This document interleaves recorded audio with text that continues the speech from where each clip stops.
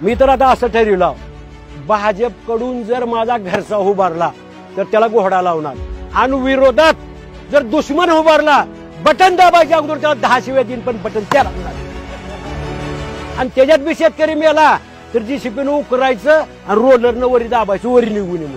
सोयाबीनचा भाव होता 5,000 ते 5,500. तेव्हा ह्या पाशा तोंडवाशानं आणि ह्या देवेंद्र्यानं चलो नागपूर पायी दिंडी, सोयाबीनला 7,000 भाव द्या, शेतकऱ्याचं कर्ज माफ करा.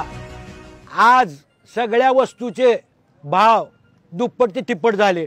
डिझेल घ्या, पेट्रोल घ्या, गॅस घ्या, खताचा भाव काय होता 400, पुन्हा त्याच्यात जीएसटी, 400चा भाव आज 1450. किती वाढले? तिप्पट.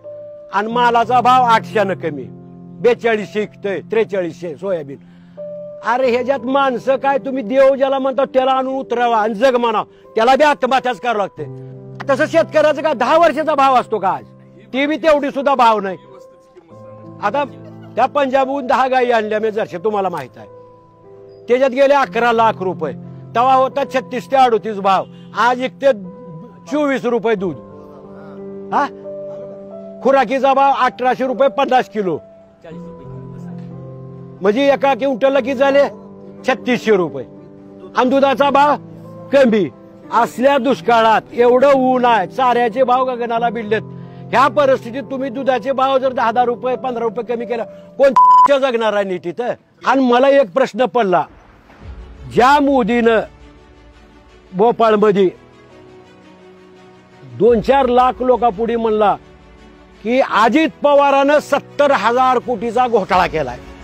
हा, मग 70,000 कोटीचा घोटाळा केला आणि 2 दिवसात ऐकण्यात आलं की शपथविधी झाला आणि महाराष्ट्राच्या तिजोरीच्या अर्थखात्याच्या चाव्या त्याला दिल्या.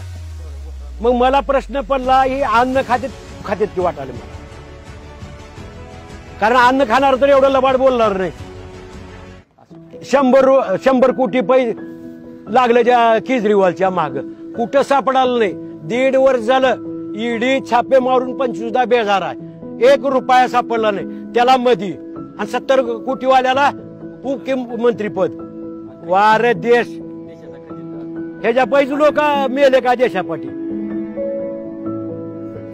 हा, आणि ती देव देव म्हणून. अरे कुठं आहे स्वतःची माई बाप सांभाळणार, कुठे आणून देव दगड, आणि ज्याला करायचं ते करल ना तिथं जाऊन देव देव.